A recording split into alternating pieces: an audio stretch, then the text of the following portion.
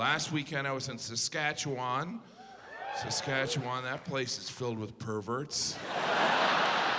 They're all perverts.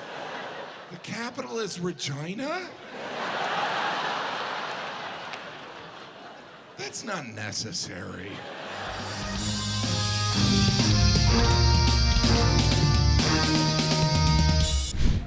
I saw a moose. Have you seen him? I saw a moose in person. Or in moose. I'm a person who saw a moose. And I tell you, I don't feel like I was ready. I don't know how big I thought a moose was gonna be, but I was way off. I was way off. It was huge. And I feel like I should have been warned. Like someone should have been like, you might see a moose, get ready. But my friend was like, you might see a moose, have fun. Like it was a butterfly or something. Hopefully you'll see a moose. So I was like in shock when I saw it. I was like, wow, whoa, are they shooting a Star Wars movie up here? How many people are in that moose costume? At least 3. It was huge. It was the size of like a transformer. It was gigantic. And then my friend was like, don't get close, it'll kill you. What? At that moment, I realized my moose knowledge didn't exist. I knew nothing about moose. Like my moose knowledge, it comes from cartoons. In cartoons, moose are like, hey, how you doing? But in real life, they're like, I'm gonna kill you! How did that translate? Never hear moose in those animal songs, right? The cow goes moo, the cat goes meow, the moose goes, I'm gonna stomp you to death.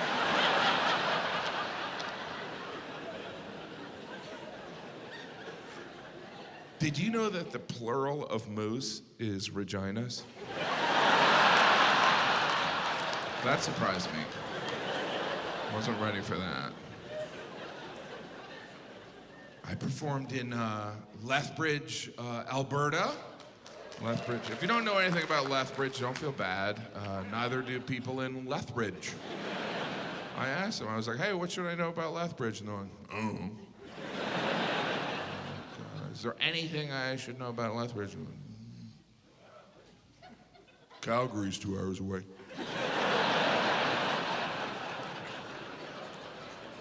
Is this like a temporary city? Did everyone just show up a month ago? We got like a bridge. A lot of those Western Canadian cities have a bridge that they tell you about. We got the longest land bridge over a small-ass body of water. I don't know if you should brag about that. That sounds like a mistake. An engineering error. We got a highway with no exits. That might be on purpose. Yeah. You know, I don't want to sound like I'm pandering, but I've been lucky enough to perform throughout the world, and I have to tell you, the best audiences are here in Canada. They really are. They are. And to be honest, I say that about every country I perform in. But it made you feel good. That's why people lie. Because lying works. I've had so much fun touring in Canada. Last weekend I was in Saskatchewan. That place is filled with perverts. They're all perverts. The capital is Regina? That's not necessary. Regina. They could have pronounced it Regina. They did that on purpose because they're perverts. Everything in Regina sounds sexual. Their football team, the Rough Riders. That's inappropriate. I'm just relieved their mascot wasn't a beaver. You know what I mean? It's not me, it's them. They're perverts. They're perverts. Regina is where the Mounties are, of course. That's where they train the Mounties to mount. Every Mountie has to go through Regina. It's just inappropriate, right? Even the most innocent thing said in Regina comes across wrong. Like, I can't ask, like, hey, where can a guy eat out in Regina? You know? I can't. That's them. I'm a good Christian man trying to find out where a guy can eat out in Regina. Did you know the original name of Regina was Pile of Boners? That's gross. And it's, by the way, it's the whole province. Saskatchewan, that sounds like an STD. My last boyfriend gave me Saskatchewan. Really? Yeah, now I have to take all this penicillin. Saskatchewan. You know, it's because of Saskatchewan that moose antlers are called a rack. Now you can't even give a moose a compliment, like, hey, nice rack. You can be like, no, lady, I was talking about the moose. Well, then that lady should know she looks like a moose.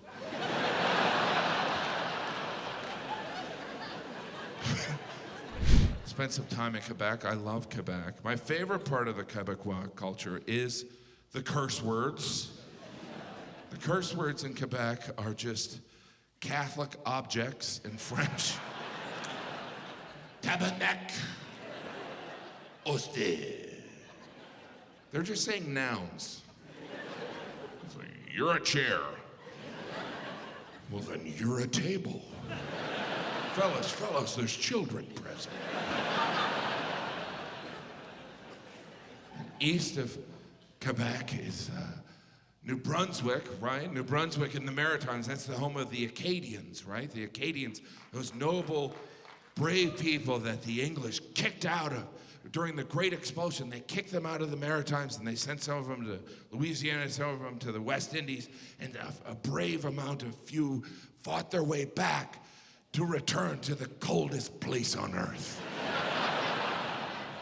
But there's like 1 million French speakers in New Brunswick, so there's 1 in 5 Canadians speaks French. So there was this great compromise where the English speakers agreed to take French in school, and the French speakers agreed to continue speaking French.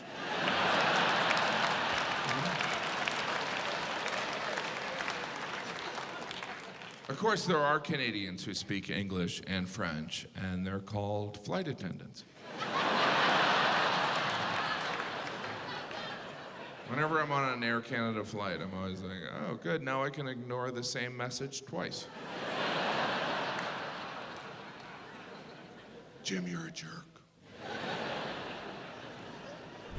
suppose the most famous Canadian right now is Drake. Right? I saw Drake in concert a couple months ago. I bet you wouldn't even think I would be friends with Drake, but guess what? I'm not. But I did see Drake in concert.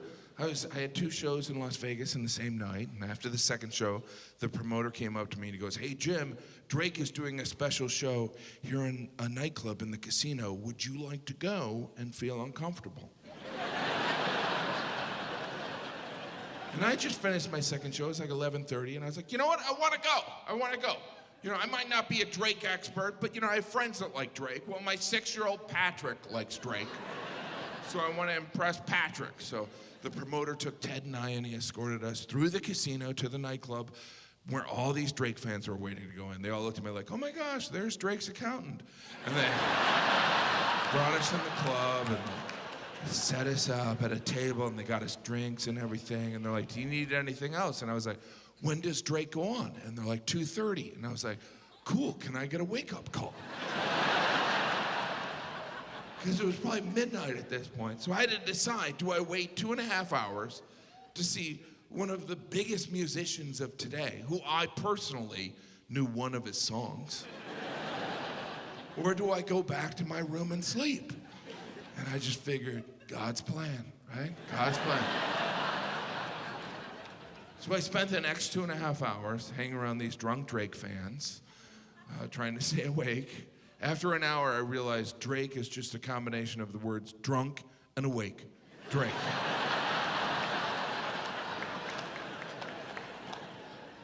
2:30 finally came, no Drake.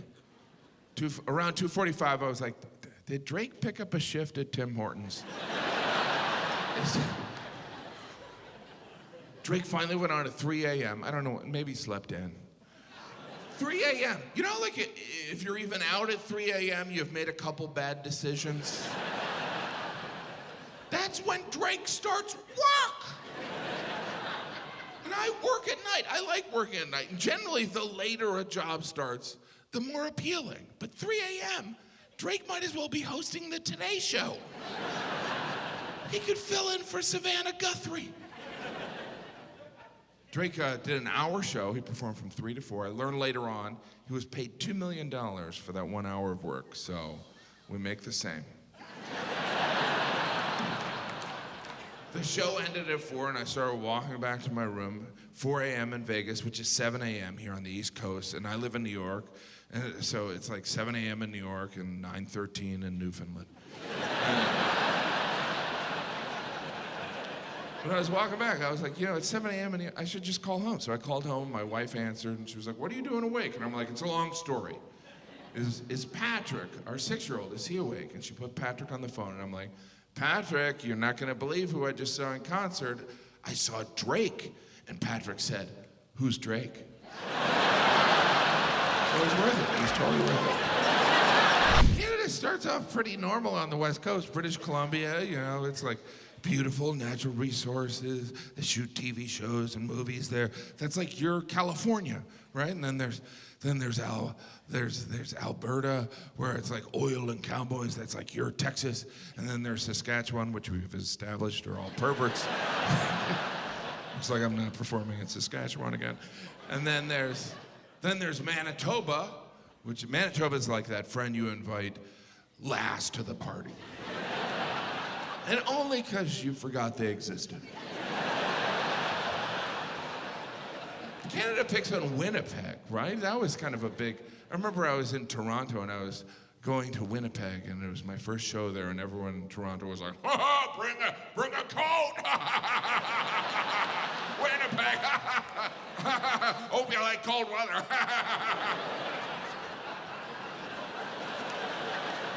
I'm not sleeping outside.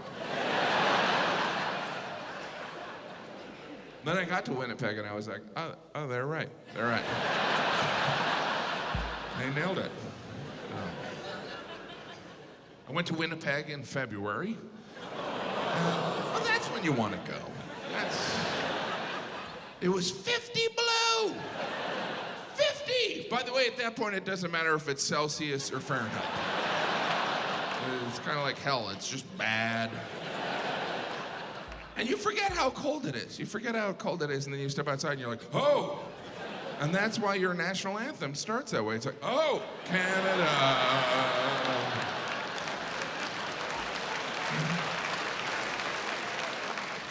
I convince half of you don't know the rest of the words. It's like, oh, Canada, the pipes are calling. I'm glad to glad. People were so nice in Winnipeg. It was freezing. And they kept apologizing for the weather. They're like, sorry it's so cold, sorry it's so cold. I was like, I'm almost positive it's not your fault. But they kept apologizing. Sorry about the weather. Eventually I was like, did you not pay a bill or something? Does weather work different up here? I was in Winnipeg for 2 days. Kept running into people from the Philippines. I learned later on a lot of people from the Philippines have immigrated to Winnipeg. I know nothing about the Philippines except for that it's a tropical paradise, which Winnipeg is not. Which brings up the question, how bad are things in the Philippines? If you're moving to Winnipeg. really want to move? I gotta get out of here. Would you move to a place where you can't go outside? I'll go. All right, grab your flip-flops. Let's go. I can say that joke because I'm from the Philippines. It's Manitoba, and then you go east, and then there's Ontario, right? Ontario, there's that province pride. Ontario, and then there's Quebec. Ontario and Quebec, those are like the two brothers that run the family business after the parents died. But they had different mothers. Right? Ontario's like, I'll handle this. Quebec is like, you are so idiot. Quebec is so fascinating. It's like Canada's slightly different. Then it gets to Quebec and it's like, different language. What? There's 6 million it's a French-speaking province. Or a francophone. That's what you guys, are you francophone or anglophone? Like they're competing cellular companies. Are you on the francophone family plan? Thinking of switching to the anglophone. But that's got to be hard for the Quebecois, right? I mean, they're Canadian, which by definition is almost polite, but they're also French. Talk about a contradiction, right? It's like, I want to apologize for everything, but I'm better than everyone.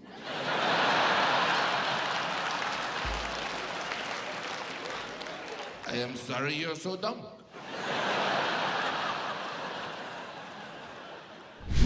Last week, I went to a Canadian Tire store. I don't want to brag. I was kind of surprised to find out they sell more than tires. I don't know why I would think they only sell tires. It's not like the store is called Canadian Tire. How important are tires to you people? You know how people love shopping for tires? We lure them in with the tires. And then, boom, we sell them a blender.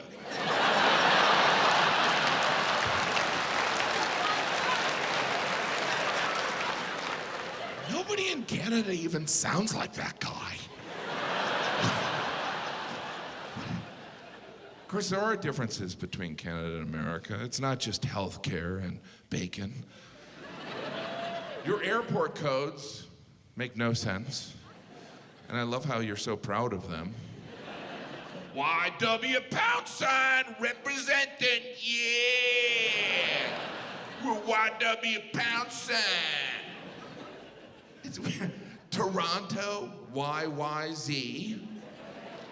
I don't know why. Well, it makes sense. Y is, why not? And then Y, the second Y is like, why are you asking? And then the Z is like, see you later. This guy's a jerk. Of course, Canada is the home of the Caesar cocktail. The Caesar cocktail, you're very proud of that. Which is, Caesar is kind of like a Bloody Mary, but with clam juice.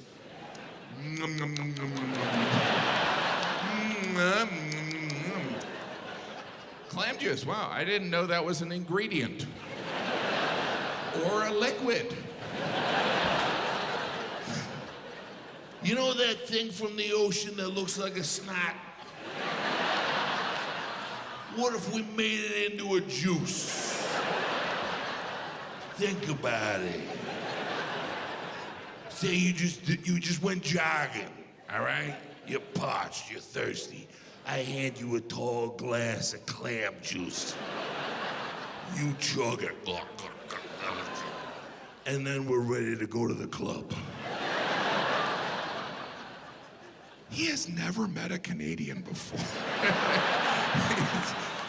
It has nothing to do with it. The Caesar was created in Calgary, landlocked Calgary, which has the finest clams.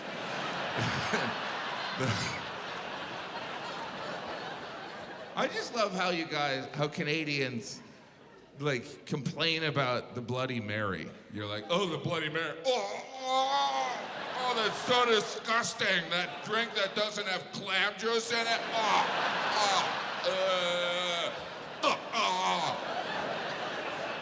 The clam,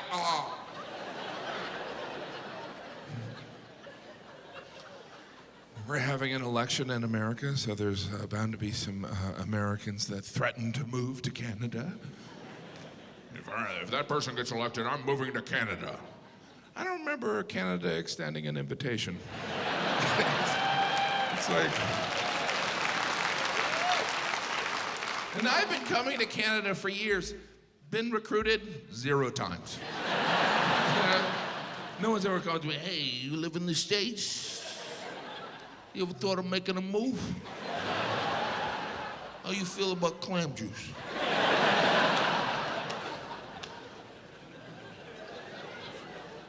He better stop with the clam jokes. It's getting too much. In my hotel, there is a youth hockey team staying there.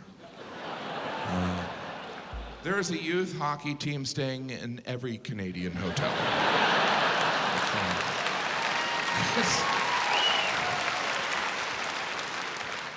Are they allowed to go home? How long are these tournaments? Every time I'm in an elevator in a Canadian hotel, I feel like someone in the other room's like, send in the kids with the smelly hockey bags. There's not enough room. Just do it. Tell them we'll give them clam juice. That better be the last clam juice, Joe.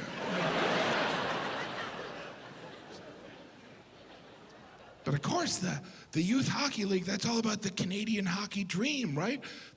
Parents drive their children all around Canada because there's the dream that maybe their child might be, just by chance, maybe the next Wayne Gretzky, right? And I'm here to tell you, it's probably not. There's only one great one, and I think he lives in Phoenix. Let's kill him. I remember the first time I came to Canada, the big difference I noticed was that things are measured differently, right? Temperature and distance. And I remember at the time being like, well, that's annoying. And then eventually I realized it wasn't just Canada, it was the entire world that uses the metric system, except for us. And I tell you, it was strange as an American to realize every other country on the planet was wrong. Right? It should change for us, because we all know God loves America more. And that love is measured in feet.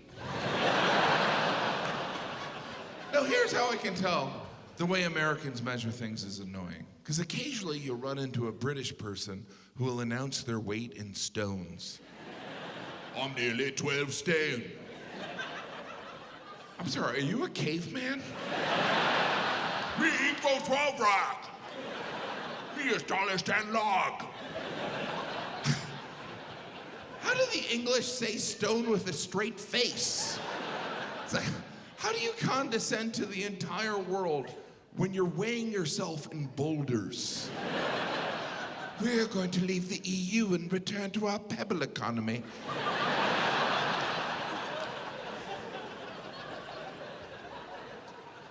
I do love doing international shows. It's different with Trump as president. I know you guys are all fans of his. But no, it's different with Trump as president. It's kind of like having a parent that's an alcoholic. You show up in a country, you're like, sorry about my dad. We don't know what to do about it. Trying to get the phone from him. Proving harder than we thought.